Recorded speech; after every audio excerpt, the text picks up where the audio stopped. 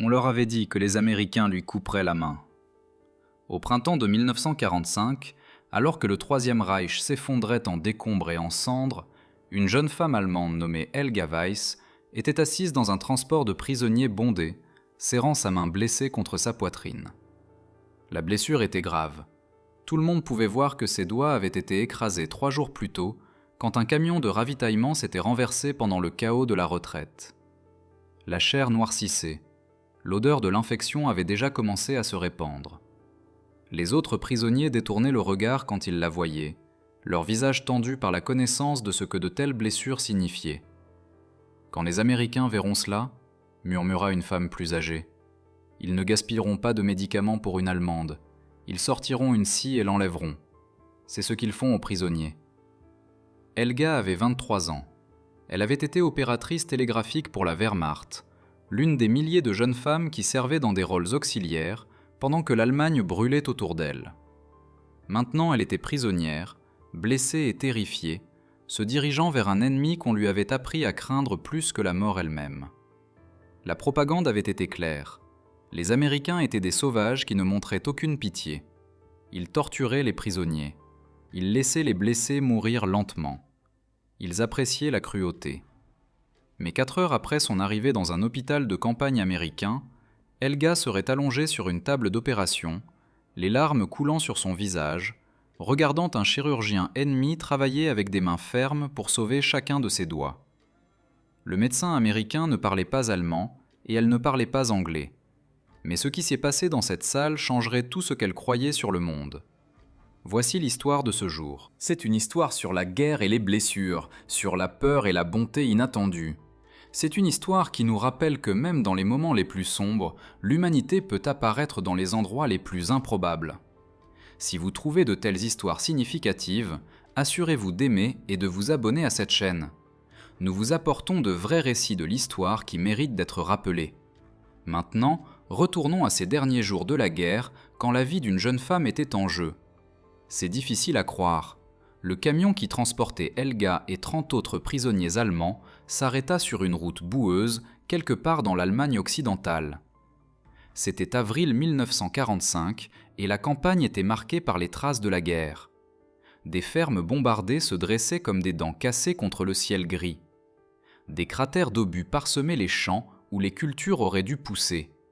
L'odeur de fumée et de décomposition flottait dans l'air, se mêlant au parfum âcre du diesel des véhicules américains qui contrôlaient maintenant ces routes. Helga se pressa contre les lattes de bois du camion, essayant de se faire petite. Sa main palpitait à chaque battement de cœur, une douleur profonde et écœurante qui était devenue son monde entier au cours des 3 derniers jours. Elle l'avait enveloppé dans un morceau de tissu déchiré, mais le tissu était maintenant taché de sang foncé et de quelque chose de pire. Elle ne voulait pas la regarder. Elle ne voulait pas penser à ce qui se trouvait sous le bandage de fortune. Autour d'elle, les autres prisonniers étaient assis dans un silence épuisé. La plupart étaient des femmes comme elle, des auxiliaires qui avaient servi comme secrétaires, opératrices téléphoniques et infirmières pour l'armée allemande. Leurs uniformes étaient sales et déchirés. Leurs visages étaient creusés par la faim et la peur. Certaines avaient été capturées il y a quelques jours seulement. D'autres étaient prisonnières depuis des semaines, passées d'unité en unité alors que l'avance américaine balayait l'Allemagne comme un déluge. « Où nous emmène-t-il » demanda une jeune femme aux tresses blondes à personne en particulier. Sa voix était à peine un murmure. Elle s'appelait Liesel et elle avait été dactylographe dans un poste de commandement en Rhénanie. Elle avait peut-être 19 ans, trop jeune pour les horreurs qu'elle avait vues. « Est-ce que cela importe » répondit une autre femme plus âgée. Elle s'appelait Gertrude et elle avait été infirmière dans un hôpital militaire avant sa capture. Son uniforme, bien que sale, montrait encore les insignes de son service médical. « Nous sommes prisonnières maintenant, nous allons où ils nous disent. » Le camion fit une embardée et Helga se mordit la lèvre pour ne pas crier quand le mouvement envoya de nouvelles vagues de douleur dans sa main blessée. Elle n'avait pas mangé depuis 2 jours, elle avait à peine dormi. Le monde était devenu un flou de ciel gris et de moteurs grondants, et la peur constante et lancinante de ce qui arriverait ensuite. Elle pensa à sa mère à Hambourg, si Hambourg existait encore. La dernière lettre qu'elle avait reçue il y a des mois parlait de terribles raids de bombardement qui avaient transformé la ville en brasier. Des dizaines de milliers de morts en une seule nuit, des quartiers entiers réduits en cendres. Elle ne savait pas si sa mère était vivante ou morte. Elle ne savait pas si elle reverrait jamais sa maison. Quand le camion s'arrêta finalement pour de bon, un soldat américain abaissa le haillon et cria quelque chose en anglais. Les prisonniers ne comprenaient pas les mots, mais le sens était assez clair. Ils descendirent un par un, leurs jambes raides après des heures assises sur les bancs de bois dur. Helga fut la dernière à bouger. Quand elle essaya de descendre, ses jambes se dérobèrent sous elle. Elle serait tombée face première dans la boue si une main forte n'avait pas attrapé son bras. Elle leva les yeux vers le visage d'un soldat américain. Il était jeune, peut-être pas plus âgé qu'elle, avec des cheveux roux et des taches de rousseur sur le nez. Il dit quelque chose qu'elle ne comprenait pas, sa voix étonnamment douce. Puis ses yeux tombèrent sur sa main bandée, et son expression changea. « Infirmier !» cria-t-il par-dessus son épaule. « Nous avons besoin d'un infirmier ici !» Le cœur d'Helga commença à battre la chamade. C'était ça. Ils avaient vu sa blessure. Maintenant, ils l'emmèneraient quelque part et lui couperaient la main avec une scie sale, comme on l'avait prévenu. Elle essaya de se dégager, mais elle était trop faible. Le monde tournait devant ses yeux. « Non !» murmura-t-elle en allemand. « S'il vous plaît, non !» Mais le soldat ne fit que la maintenir stable.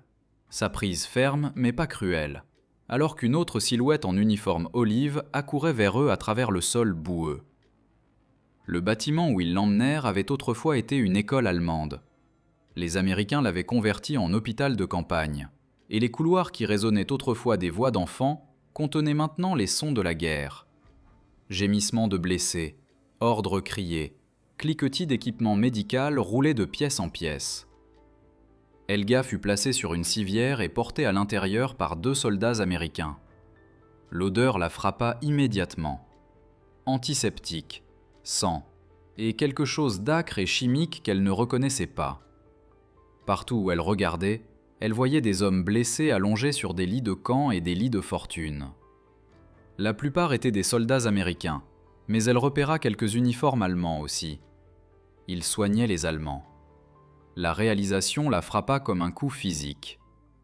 L'ennemi soignait les Allemands blessés dans le même hôpital où ils soignaient leurs propres hommes. Un soldat allemand avec la poitrine bandée était allongé dans un lit à côté d'un Américain avec la jambe dans le plâtre. Ils n'étaient pas séparés.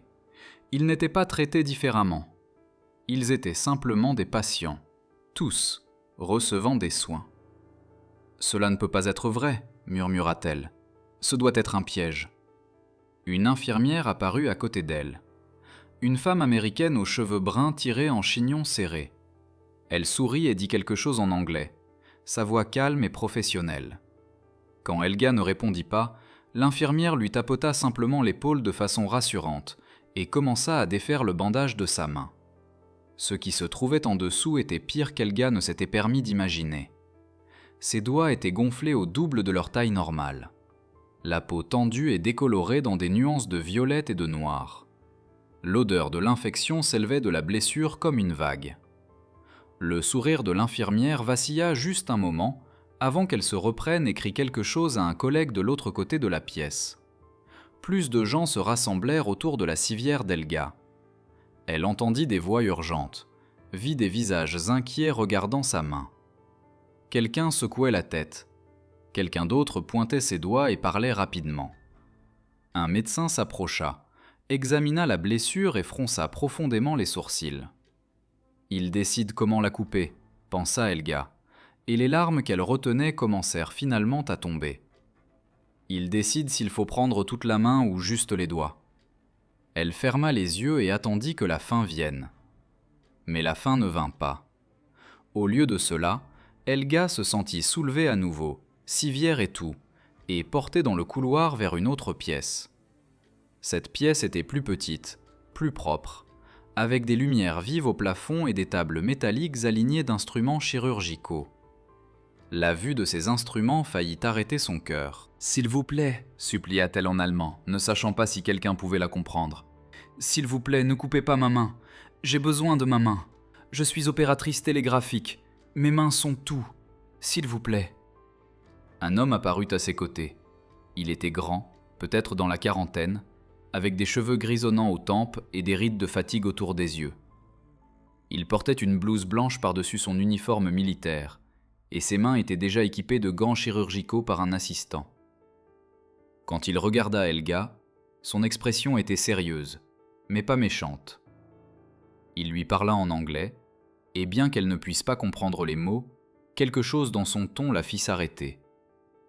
Il n'y avait pas de colère dans sa voix, pas de cruauté. Il sonnait presque comme son propre père avait sonné quand elle était enfant et s'était blessée en jouant dans le jardin. L'infirmière, qui avait d'abord défait son bandage, apparut à côté du médecin. Elle lui dit quelque chose, gesticulant vers le visage d'Helga, vers les larmes qui coulaient encore sur ses joues. Le médecin hocha lentement la tête, puis se tourna et parla à quelqu'un qu'Helga ne pouvait pas voir. Un moment plus tard, une autre silhouette s'approcha de la table. Celle-ci était différente des autres. Il portait un uniforme allemand. Helga le fixa avec confusion. Il était jeune, peut-être 30 ans, avec un visage mince et des yeux intelligents derrière des lunettes cerclées de fils. Son bras gauche était en écharpe, mais autrement il semblait indemne. « Je suis le caporal Werner Hoffmann », dit-il en allemand, sa voix calme et mesurée. « Je suis prisonnier ici, comme vous. Je parle anglais. Les Américains m'ont demandé de traduire pour vous. »« Ils vont me couper la main, » dit Helga, sa voix se brisant. « Dites-leur que je ne veux pas. Dites-leur que je préférerais mourir. » Werner Hoffmann secoua lentement la tête. « Ils ne vont pas vous couper la main, c'est ce que je suis venu vous dire. » Il fit une pause, jetant un coup d'œil au médecin américain qui examinait la blessure d'Helga avec une loupe. « Cet homme est le capitaine James Morrison. Il est chirurgien, l'un des meilleurs, dit-on. Il a regardé votre main et il croit pouvoir la sauver. » Helga ne pouvait pas traiter ce qu'elle entendait. La sauver. Mais l'infection, le noircissement. L'infection est grave, convint Werner. Il ne vous ment pas à ce sujet. La chirurgie sera difficile. Elle prendra de nombreuses heures. Il y a une chance que cela ne marche pas. Et il pourrait devoir amputer après tout. Mais il veut essayer. Werner fit une pause et quelque chose comme l'émerveillement s'insinua dans sa voix. Il dit qu'il n'abandonnera pas votre main, à moins d'y être absolument obligé. Helga regarda le chirurgien américain, le capitaine James Morrison qui était encore penché sur sa main avec une concentration intense. Il ne leva pas les yeux. Il était complètement concentré sur son examen. Le front plissé, les lèvres bougeant légèrement, comme s'il calculait quelque chose de compliqué dans sa tête. « Pourquoi » demanda-t-elle. « Pourquoi ferait-il cela ? Je suis l'ennemi. Je ne suis rien pour lui. » Werner traduisit la question. Le capitaine Morrison leva les yeux, croisant le regard d'Helga pour la première fois. Il parla lentement, donnant à Werner le temps de traduire chaque phrase. Il dit « Vous n'êtes pas son ennemi. Vous êtes sa patiente. » Il dit qu'il a prêté serment quand il est devenu médecin. Un serment d'aider quiconque a besoin de guérison, peu importe qui ils sont ou d'où ils viennent.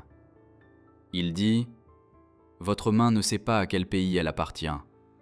Elle sait seulement qu'elle est blessée et a besoin d'être réparée. » Helga fixa le chirurgien.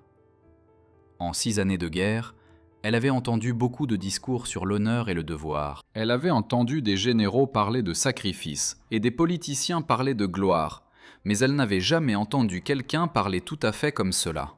« Dites-lui, » murmura-t-elle. « Dites-lui que je suis reconnaissante. Dites-lui que je ne comprends pas pourquoi il m'aiderait, mais je suis reconnaissante. » Quand Werner traduisit ces mots, le capitaine Morrison hocha simplement la tête. Puis il commença à se préparer pour la chirurgie. Les 4 heures suivantes furent les plus longues de la vie d'Helga. On lui donna quelque chose pour la douleur, une injection dans le bras qui rendit le monde doux et flou sur les bords. Mais elle ne dormit pas. Elle ne pouvait pas dormir. Elle regarda à travers des yeux aux paupières lourdes, alors que le capitaine Morrison travaillait sur sa main, avec la patience et la précision d'un horloger. Il coupa le tissu mort avec de minuscules ciseaux. Il nettoya les zones infectées avec des solutions qui devinrent sombres de poison quand elles furent appliquées. Il examina chaque doigt individuellement, pressant doucement, testant les signes de vie sous la peau endommagée. 2 fois, son assistant suggéra que l'amputation pourrait être l'option la plus sûre.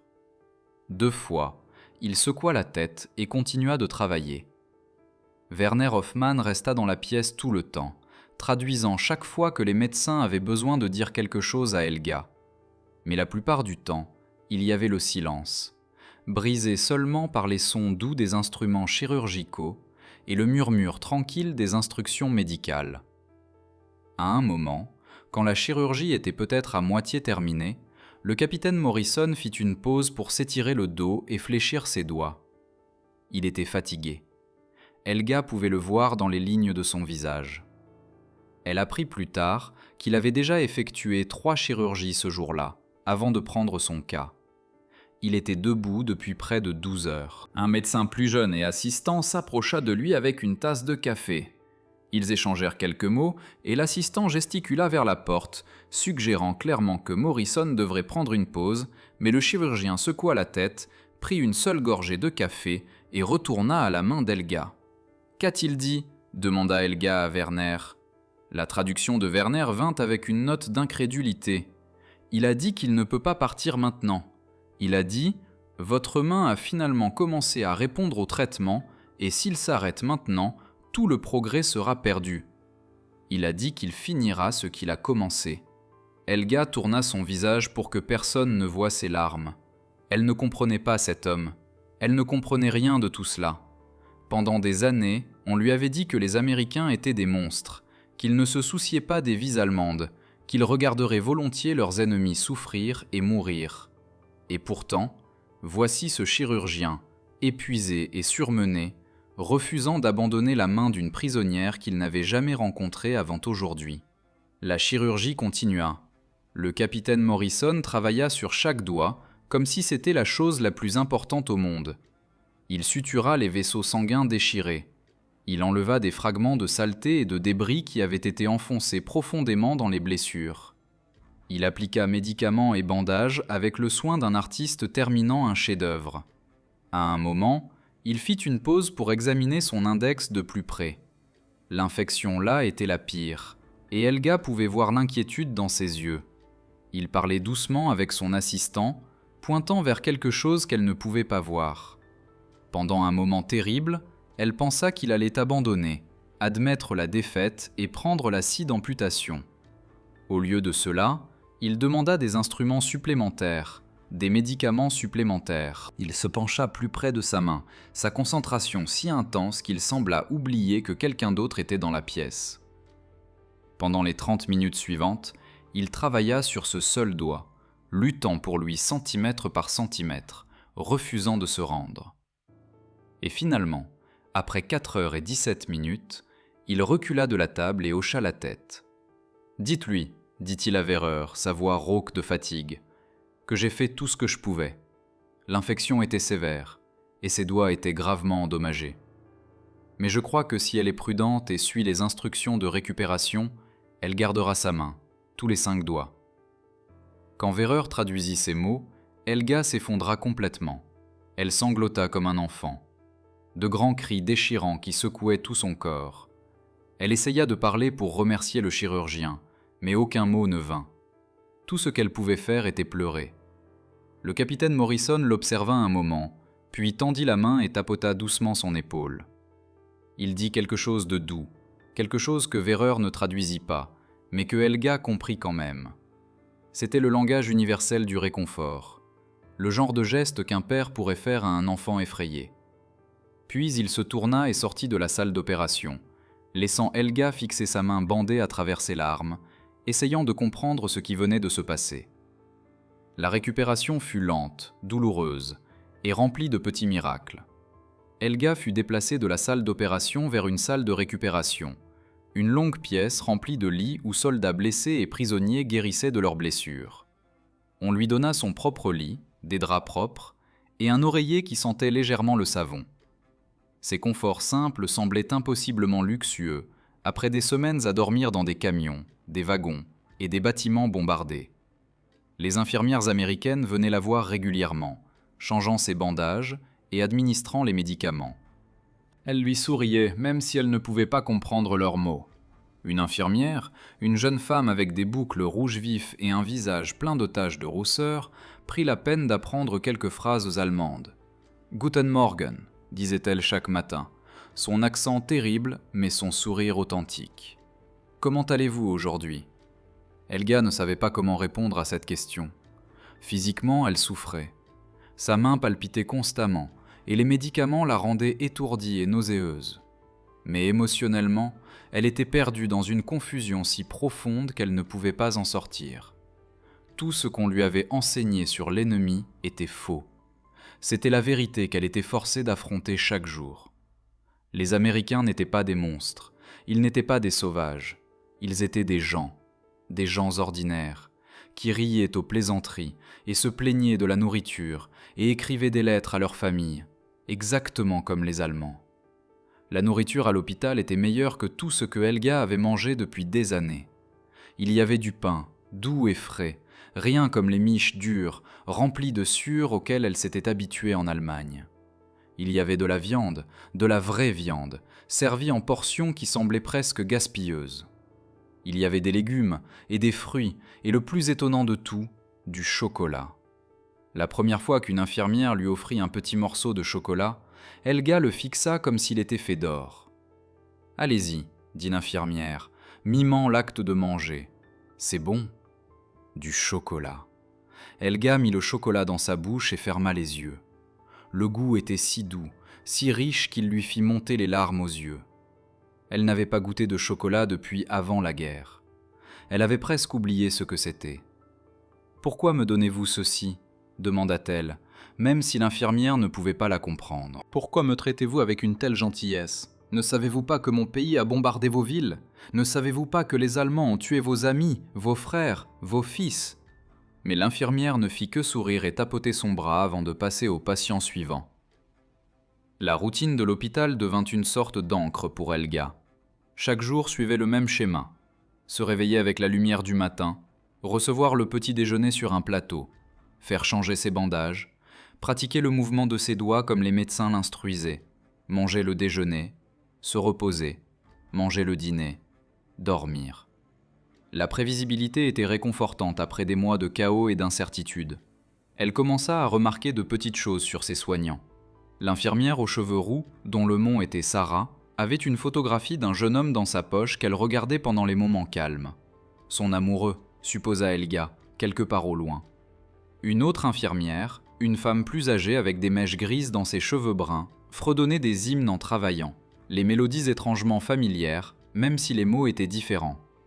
Le capitaine Morrison lui rendait visite chaque jour pendant sa récupération. Il examinait sa main soigneusement, vérifiant les signes d'infection, testant le mouvement de ses doigts, notant ses progrès dans un petit carnet qu'il portait dans la poche de son manteau. Il parlait rarement, mais quand il le faisait, Werner Hoffmann était généralement là pour traduire. « Il dit que votre main guérit bien », lui dit Werner un matin environ une semaine après la chirurgie. « L'infection a disparu. Le sang coule correctement vers tous vos doigts. Il est très satisfait. »« Dites-lui merci », dit Helga. « Dites-lui que je dis merci chaque jour, même s'il ne peut pas m'entendre. » Quand Werner traduisit cela, le capitaine Morrison regarda Helga avec quelque chose comme de la surprise. Puis lentement, il sourit. C'était la première fois qu'elle le voyait sourire depuis le jour de sa chirurgie. « Il dit, continua Werner, que vous n'avez pas besoin de le remercier. Il dit qu'il ne faisait que son travail. Mais il dit aussi que vous avez été une très bonne patiente et que cela rend son travail plus facile. » Helga rit, un son qui la surprit. Elle ne pouvait pas se rappeler la dernière fois qu'elle avait ri. « Dites-lui que je suis une bonne patiente parce que j'ai peur de ce qu'il me fera si je suis une mauvaise. » Werner hésita, clairement incertain s'il devait traduire cela. Mais Helga hocha la tête avec encouragement, et il le fit. Le sourire du capitaine Morrison s'élargit en un grand sourire. Il dit quelque chose en anglais qui fit rire Werner aussi. « Il dit que c'est très sage de votre part. Il dit que les patients difficiles doivent manger des légumes supplémentaires. C'était une petite plaisanterie, un moment minuscule d'humanité partagé au milieu d'une guerre qui avait détruit des millions de vies. Mais pour Helga, cela signifiait plus qu'elle ne pouvait exprimer. Pendant un moment, elle n'était pas une prisonnière, et il n'était pas l'ennemi. Ils étaient simplement deux personnes, l'une guérissant et l'autre aidant, connectées par l'acte simple de prendre soin. Au fil des jours, Helga commença à en apprendre davantage sur le monde dans lequel elle était tombée. Werner Hoffmann, le traducteur, devint quelque chose comme un ami. Il avait été enseignant avant la guerre, professeur de littérature anglaise dans une université de Munich. Il avait été blessé pendant l'offensive allemande finale et capturé par les forces américaines peu après. « J'étais terrifié quand ils m'ont capturé », dit-il à Helga un après-midi, alors qu'ils étaient assis ensemble dans la petite cour de l'hôpital. Le soleil de printemps était chaud sur leurs visages, et quelque part près, un oiseau chantait. « J'avais entendu toutes les mêmes histoires que vous. Je pensais qu'ils me tortureraient pour obtenir des informations, ou simplement me tireraient dessus et laisseraient mon corps dans un fossé.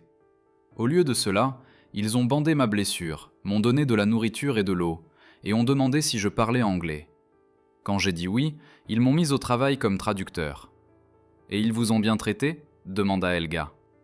Werner fut silencieux un moment, regardant les fleurs de printemps qui commençaient à fleurir dans la cour. « Mieux que bien, dit-il finalement. Mieux que je n'aurais jamais pu imaginer. Ils me traitent comme un être humain. Ils demandent mon aide au lieu de l'exiger. Quand je fais du bon travail, ils me remercient. » Il secoua lentement la tête. « J'attends toujours le piège, que la cruauté commence.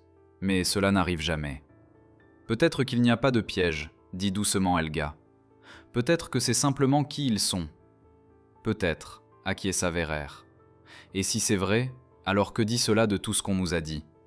Que dit cela de la guerre que nous avons menée, de la cause que nous avons servie ?» Helga n'avait pas de réponse à cette question. Elle n'était pas sûre qu'il y en ait une.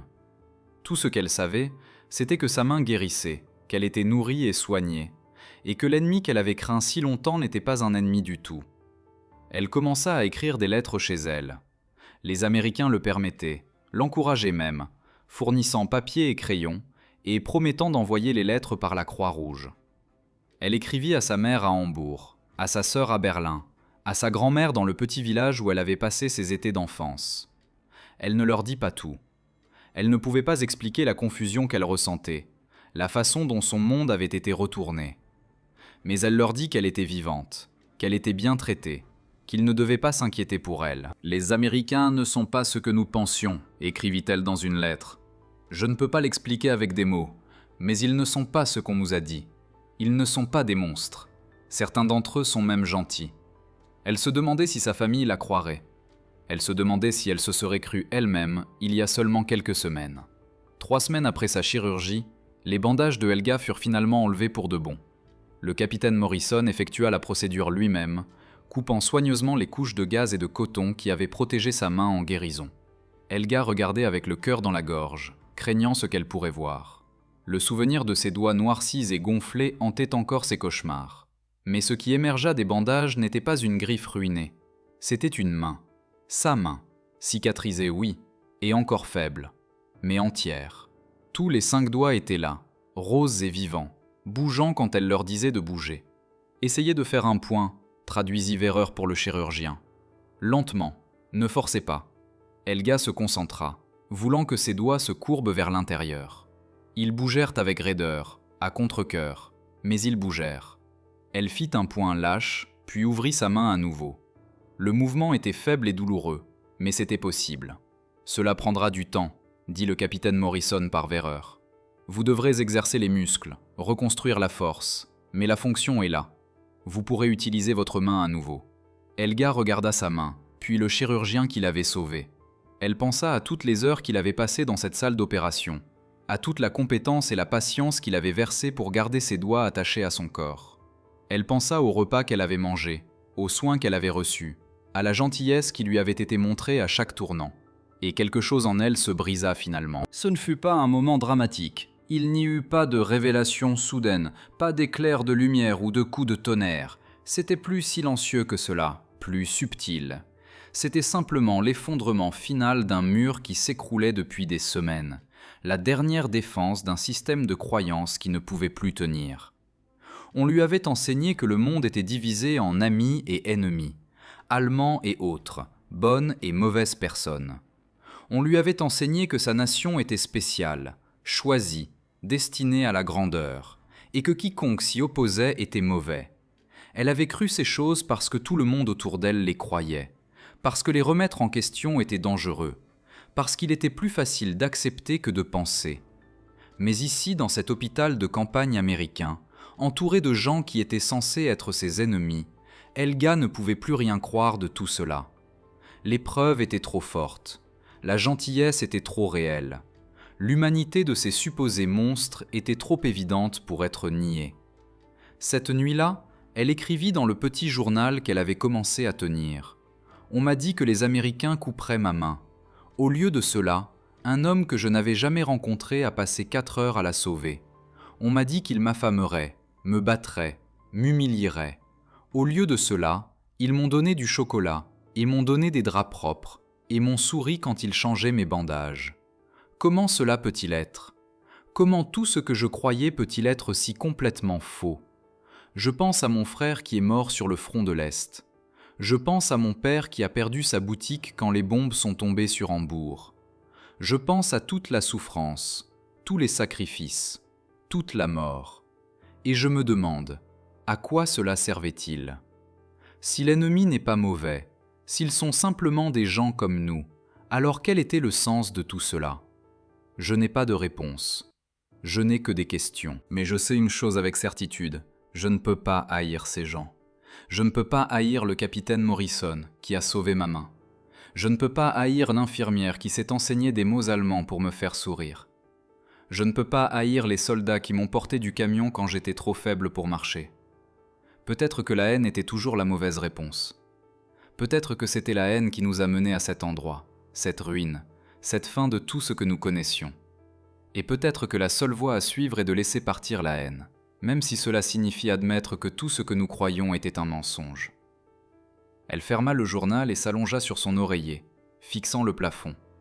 Dehors, elle pouvait entendre les sons de l'hôpital qui s'installaient pour la nuit. Des pas dans le couloir, le murmure de voix, le grondement lointain de camions sur la route. La guerre était presque finie, tout le monde le savait. L'Allemagne s'effondrait, le Reich s'écroulait en poussière. Bientôt, les combats s'arrêteraient et le monde commencerait le long processus de reconstruction. Mais pour Helga, la vraie transformation n'avait rien à voir avec les armées ou les frontières. Cela se passait en elle, dans les heures silencieuses de la nuit, dans l'espace entre une respiration et la suivante. Elle devenait quelqu'un de nouveau, quelqu'un qui pouvait voir le monde sans le filtre de la propagande. Quelqu'un qui pouvait reconnaître l'humanité, même dans les visages d'anciens ennemis. C'était douloureux, cette transformation. C'était effrayant, mais c'était aussi, à sa façon, une sorte de libération.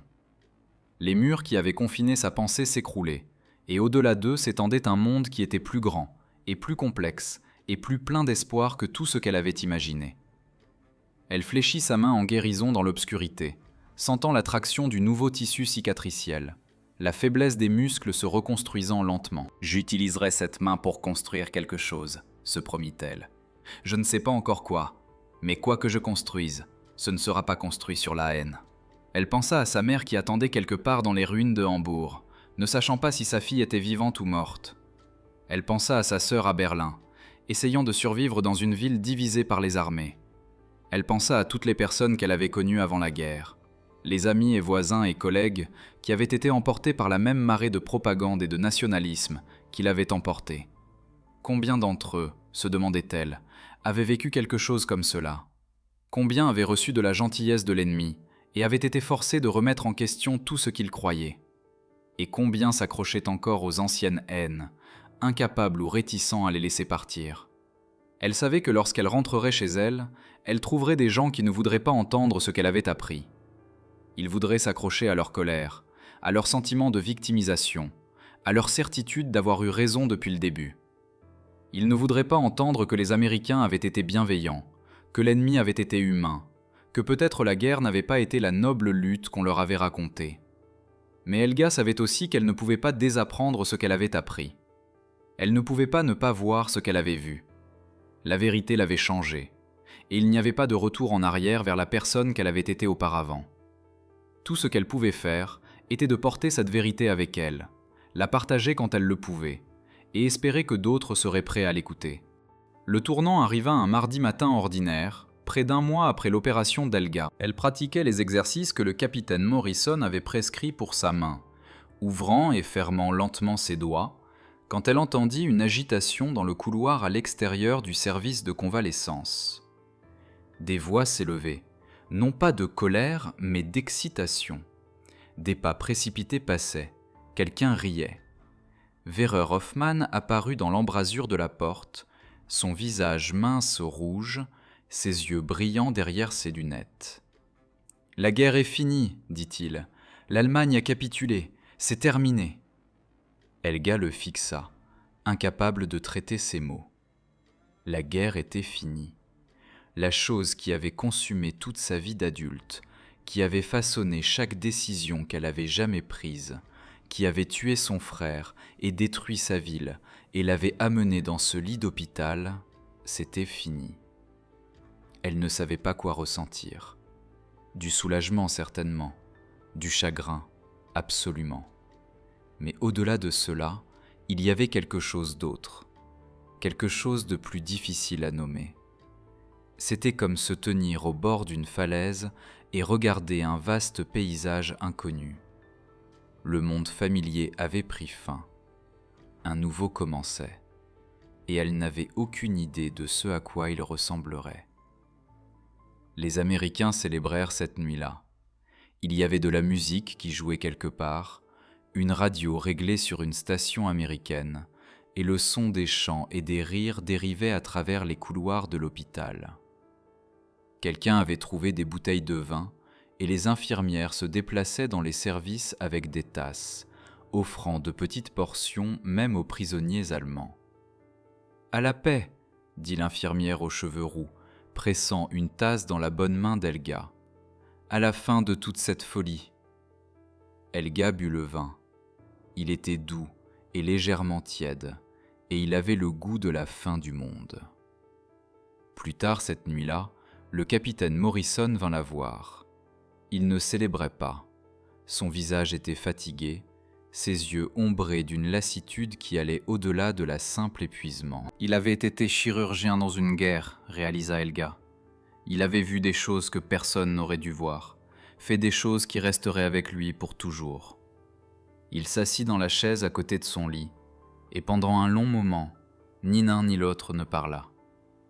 Werner n'était pas là pour traduire, mais cela semblait d'une certaine façon approprié. Certaines conversations n'avaient pas besoin de mots. Finalement, le capitaine Morrison tendit la main et prit doucement sa main en guérison dans les deux siennes. Il l'examina attentivement, comme il l'avait fait tant de fois auparavant, testant la flexibilité de chaque doigt, vérifiant la guérison de chaque cicatrice. Puis il leva les yeux vers elle et hocha la tête. Ses yeux brillaient de quelque chose qui aurait pu être des larmes, ou aurait pu être de la simple épuisement. Il dit un seul mot, un qu'Helga avait appris pendant ses semaines à l'hôpital. Bien. C'était tout, juste un mot. Mais Helga comprit tout ce qu'il voulait dire par là. Sa main allait bien. L'opération avait fonctionné. Elle garderait ses doigts. Après tout ce qui s'était passé, après toute la peur et la douleur et l'incertitude, ce petit miracle s'était réalisé. Elle pensa à la femme dans le camion de transport, celle qui l'avait averti que les Américains couperaient sa main. Elle pensa à toute la propagande, tous les mensonges, toute la haine qui avait été versée dans ses oreilles pendant des années. Et elle regarda ce chirurgien américain fatigué, cet homme qui avait passé 4 heures à sauver la main d'une prisonnière ennemie, et elle sentit quelque chose bouger en elle. « Merci », dit-elle dans son anglais cassé, les mots maladroits mais sincères. « Merci pour ma main, merci pour tout. » Le capitaine Morrison sourit, le même sourire fatigué qu'elle avait vu ce jour-là dans la salle d'opération. Il tapota sa main doucement, puis se leva pour partir. À la porte, Il s'arrêta et se retourna. Il dit quelque chose en anglais, parlant lentement pour qu'elle puisse comprendre. Helga ne saisit pas chaque mot, mais elle comprit assez. Il avait dit quelque chose sur les mains qui construisent et les mains qui détruisent. Il avait dit quelque chose sur le choix du type de main que nous voulons avoir. Il avait dit quelque chose sur l'espoir. Puis il était parti, et Helga fut laissée seule avec sa main en guérison et sa nouvelle compréhension du monde. Les semaines qui suivirent la capitulation furent étranges et incertaines. L'hôpital continua à fonctionner, soignant les blessés des deux camps, mais l'urgence était partie. Il n'y avait plus de nouvelles victimes arrivant du front. La machine de guerre s'était arrêtée, et en son absence, il n'y avait que le lent travail de guérison et d'attente. Helga apprit à utiliser sa main à nouveau. C'était un travail lent et frustrant, rempli de revers et de petites victoires. Certains jours, elle pouvait à peine fermer ses doigts autour d'un crayon. D'autres jours, elle se surprenait en écrivant des pages entières dans son journal sans douleur. Le capitaine Morrison lui avait dit qu'une récupération complète pourrait prendre 1 an ou plus, et elle commençait à comprendre ce qu'il voulait dire. Mais la récupération physique n'était qu'une partie du défi. Le travail le plus difficile se passait dans sa tête. Des lettres commencèrent à arriver de chez elle. Elles étaient censurées et retardées, arrivant souvent des semaines après avoir été envoyées, mais elles apportaient des nouvelles d'une Allemagne qu'elle reconnaissait à peine. Sa mère écrivait de Hambourg, décrivant une ville de ruines où les gens vivaient dans des caves et des sous-sols, grattant pour de la nourriture parmi les décombres. Sa sœur écrivait de Berlin, où l'occupation soviétique avait apporté de nouvelles terreurs qu'Helga ne pouvait qu'imaginer. « Nous survivons », écrivait sa mère, « mais à peine. Il n'y a pas de nourriture, pas de travail, pas d'espoir. Les enfants sont si maigres, nous rêvons de pain. » Helga lisait ses lettres dans le confort de son lit d'hôpital, son estomac plein de nourriture américaine, son corps chaud sous des couvertures américaines. La culpabilité était accablante. Comment pouvait-elle rester là en sécurité et nourrie pendant que sa famille mourait de faim? Comment pouvait-elle accepter la gentillesse des gens qui avaient bombardé sa ville, tué son frère, détruit tout ce qu'elle avait connu? Et pourtant, comment pouvait-elle les haïr? Comment pouvait-elle se retourner contre le capitaine Morrison, qui avait sauvé sa main? Comment pouvait-elle mépriser les infirmières qui lui souriaient, les soldats qui partageaient leurs cigarettes, le système qui traitait les prisonniers avec plus de dignité qu'elle n'avait jamais espéré? La contradiction la déchirait. Elle restait éveillée la nuit, fixant le plafond, essayant de donner un sens à un monde qui ne s'assemblait plus. On lui avait enseigné que la guerre était simple. Le bien contre le mal, nous contre eux, le bien contre le mal. Mais ici, dans cet hôpital, elle avait appris que rien n'était simple. L'ennemi pouvait être gentil, la victime pouvait être coupable, le héros pouvait être fatigué et humain et plein de doutes. « Je ne sais plus qui je suis », écrivait-elle dans son journal. « J'étais allemande, j'étais loyale, je croyais ce qu'on me disait. Et maintenant tout cela a disparu, et il ne me reste que des questions. Qui suis-je si je ne suis pas ce que mon pays a fait de moi? Que dois-je croire si tout ce qu'on m'a enseigné était un mensonge ?» Werner Hoffmann la trouva en train de pleurer un après-midi, assise seule dans la cour avec son journal ouvert sur ses genoux. Il s'assit à côté d'elle sans parler, et attendit qu'elle soit prête à parler. « Comment faites-vous » lui demanda-t-elle finalement. « Comment acceptez-vous tout cela? Comment ne devenez-vous pas fou ?» Werner resta silencieux pendant un long moment, regardant un oiseau sautiller le long du haut du mur de la cour. « Je pense, dit-il lentement, que nous avons un choix. Nous pouvons passer le reste de nos vies à être en colère, haïssant les Américains pour avoir gagné, nous haïssant nous-mêmes pour avoir perdu, haïssant le monde pour être différents de ce que nous pensions. Ou nous pouvons accepter que nous avions tort, qu'on nous a menti, que nous avons cru des choses qui n'étaient pas vraies, et nous pouvons essayer de construire quelque chose de mieux. » « Mais comment ?» demanda Helga. « Comment construisez-vous quoi que ce soit quand tout a été détruit ?»« Un morceau à la fois, dit Werner. Un jour à la fois, un acte de gentillesse à la fois. » Il regarda sa main en guérison. « Quelqu'un a construit cela, vous savez. Quelqu'un a passé 4 heures à la remettre ensemble quand il aurait pu simplement la couper. C'est construire, c'est choisir la création plutôt que la destruction. Et si un chirurgien américain peut faire cela pour une prisonnière allemande, alors peut-être y a-t-il de l'espoir pour nous tous. Helga regarda sa main, les cicatrices qui ne s'effaceraient jamais complètement, les doigts qui apprenaient lentement et douloureusement à fonctionner à nouveau. « Peut-être avez-vous raison, dit-elle doucement. Peut-être est-ce la seule voie à suivre. » Le jour arriva finalement où Helga sortit de l'hôpital. Sa main avait assez guéri pour qu'elle n'ait plus besoin de soins médicaux constants. Elle était transférée dans un camp de prisonniers de guerre pour attendre le rapatriement en Allemagne. Elle emballa ses quelques possessions, le journal, les lettres de chez elle, la petite barre de chocolat qu'elle avait gardée dans un paquet de tissu. L'infirmière aux cheveux roux vint dire au revoir, pressant une photographie dans la bonne main d'Helga. « Pour que vous vous souveniez de nous ?» dit-elle, ses yeux brillants de larmes. Helga regarda la photographie. Elle montrait le personnel infirmier de l'hôpital, rassemblé devant le bâtiment, souriante à l'appareil photo. L'infirmière aux cheveux roux était au premier rang. Le capitaine Morrison se tenait sur le côté, sa blouse blanche légèrement froissée, ses yeux fatigués plissés par ce qui aurait pu être un sourire. « Je n'oublierai jamais, » dit Helga dans son anglais cassé. « Jamais. » Elle ne vit pas le capitaine Morrison avant de partir. Il était en chirurgie, lui dit-on, travaillant à sauver une autre vie. Elle comprit. C'était qui il était. C'était ce qu'il faisait. Il n'avait pas besoin d'adieu ou de gratitude. Il avait juste besoin de continuer à construire, impatient à la fois. Alors que le camion s'éloignait de l'hôpital, Helga regarda en arrière le bâtiment qui avait été sa maison pendant les 2 derniers mois. Elle pensa à tout ce qui s'était passé là, tout ce qu'elle avait appris, tout ce qu'elle était devenue.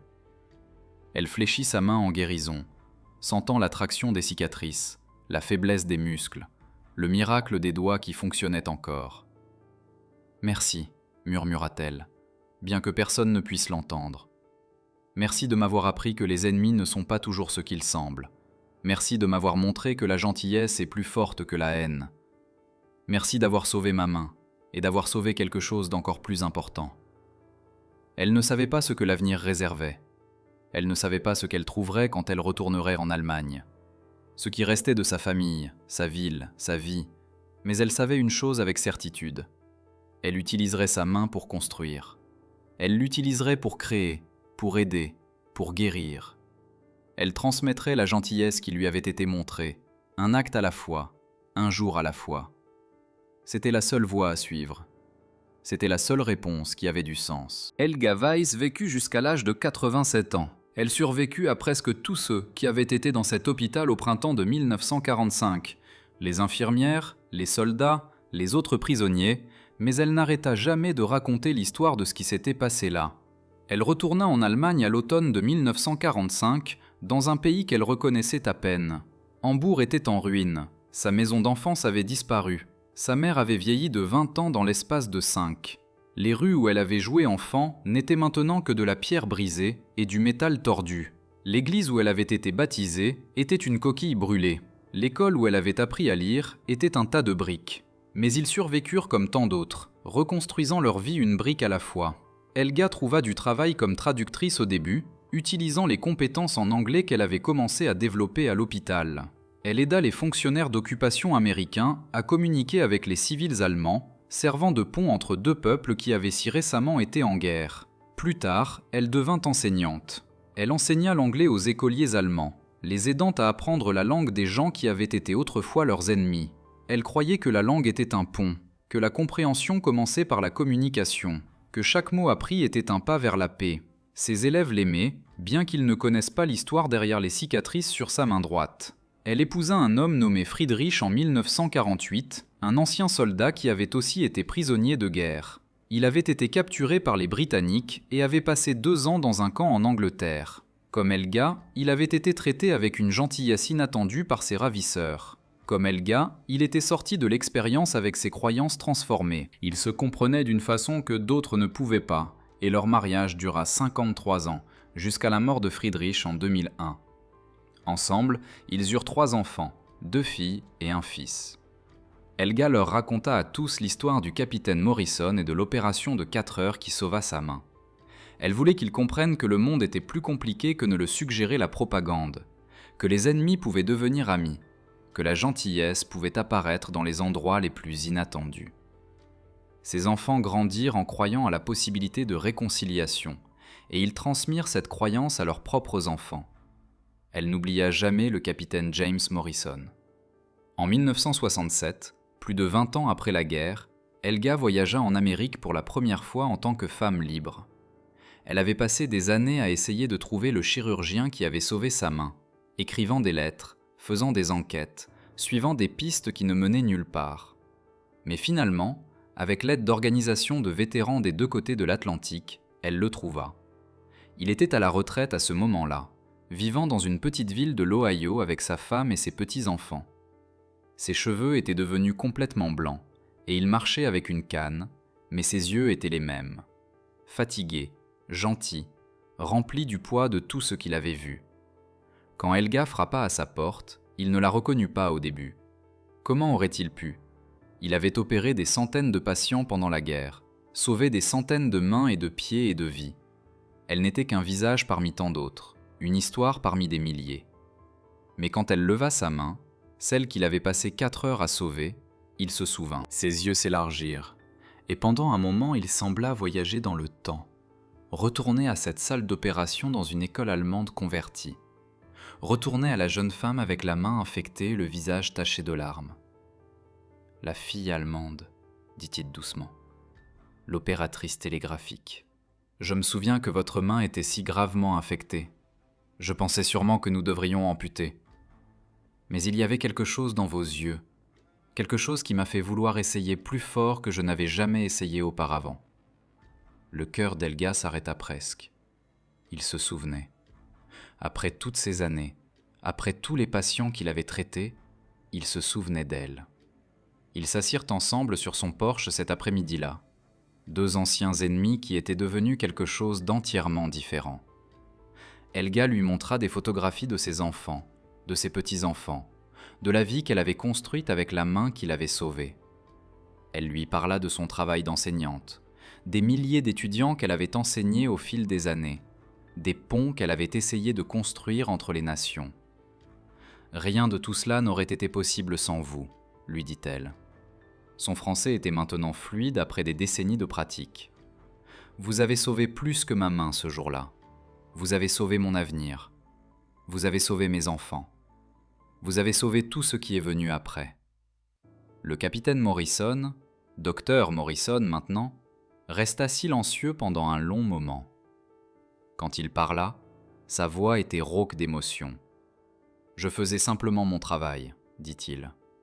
J'ai prêté serment de guérir, et c'est ce que j'ai essayé de faire.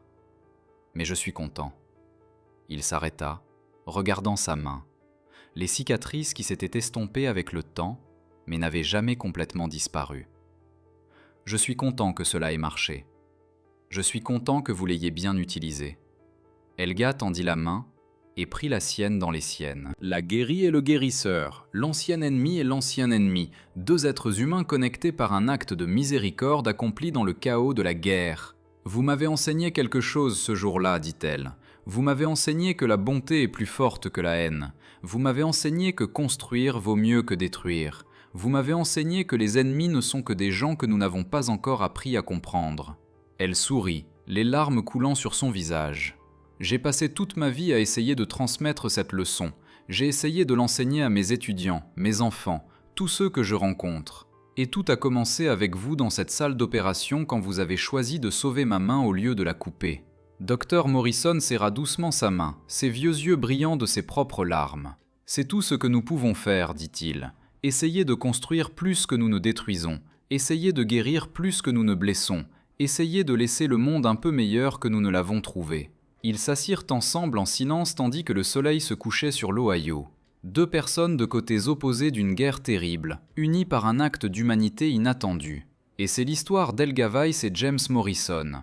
C'est une histoire sur la guerre et les blessures, sur la peur et la bonté, sur le pouvoir de la miséricorde à transformer même la haine la plus profonde. C'est une histoire qui nous rappelle que l'ennemi n'est pas toujours ce que nous pensons, et que parfois la plus grande arme n'est pas un fusil ou une bombe, mais une main ferme et un cœur disposé. Helga décéda en 2009, entourée de sa famille, sa main portant encore les cicatrices de cette blessure d'il y a si longtemps. Dans ces dernières années, elle parlait souvent du capitaine Morrison, de l'hôpital en Allemagne, des 4 heures qui ont tout changé. « Ils m'ont dit que les Américains couperaient ma main », disait-elle, souriant au souvenir. « Au lieu de cela, ils l'ont sauvée. Et en sauvant ma main, ils ont sauvé mon âme. » Sa fille, Maria, garda la photographie du personnel hospitalier que l'infirmière aux cheveux roux avait donnée à Helga toutes ces années auparavant. Elle garda aussi le journal. Ces pages remplies de confusion et de peur, et de compréhension qui s'éveillaient lentement. Ces artefacts de la transformation de sa mère devinrent de précieux héritages familiaux. Des rappels que même dans les pires moments, l'humanité pouvait prévaloir. L'histoire d'Helga et du capitaine Morrison se répandit au-delà de la famille. Les journalistes écrivirent à ce sujet. Les historiens l'inclurent dans leurs récits de la guerre. Les écoles l'utilisèrent comme leçon sur la compassion et la nature complexe du conflit. Ce qui avait été un moment privé entre un chirurgien et une patiente devint quelque chose de plus grand, un symbole d'espoir dans un monde qui semblait souvent sans espoir. Alors la prochaine fois que vous entendez parler d'ennemis et de haine, de nous et d'eux, des choses terribles que les gens se font les uns aux autres en guerre, souvenez-vous de cette histoire. Souvenez-vous que même dans les moments les plus sombres, l'humanité peut briller. Souvenez-vous que la bonté peut apparaître dans les endroits les plus inattendus. Souvenez-vous qu'il est toujours possible de choisir de construire plutôt que de détruire, de guérir plutôt que de blesser, d'aimer plutôt que de haïr. Et souvenez-vous que parfois, un seul acte de miséricorde peut résonner à travers les générations, changeant des vies que l'acteur original ne connaîtra jamais. Le capitaine Morrison n'a jamais su jusqu'où les ondulations de sa bonté se répandraient. Il n'a jamais su pour les milliers d'étudiants qu'Helga enseignerait, les 3 enfants qu'elle élèverait, les petits-enfants et arrière-petits-enfants qui hériteraient de sa croyance au pouvoir de la compassion. Il n'était qu'un chirurgien fatigué dans un hôpital de campagne faisant son travail, honorant le serment qu'il avait prêté des années auparavant. Il ne se considérait pas comme un héros. Il n'attendait pas de gratitude ou de reconnaissance. Il voyait simplement une main blessée qui avait besoin de guérison et refusait d'abandonner. Mais cette seule décision prise dans l'épuisement de la guerre changea le cours d'une vie. Et cette vie changea d'autres vies. Et ces vies en changèrent d'autres encore, se répandant vers l'extérieur comme des ondulations dans un étang jusqu'à ce que la pierre originale soit depuis longtemps oubliée. C'est le vrai pouvoir de la bonté. C'est l'héritage d'Helga et James, et c'est une histoire qui vaut la peine d'être rappelée. Si cette histoire vous a ému, veuillez aimer et vous abonner à notre chaîne. Nous vous apportons de vrais récits de l'histoire qui méritent d'être racontés. Partagez cette histoire avec quelqu'un qui a besoin de l'entendre. Et souvenez-vous, la bonté est toujours plus forte que la haine. Merci d'avoir regardé. Jusqu'à la prochaine fois.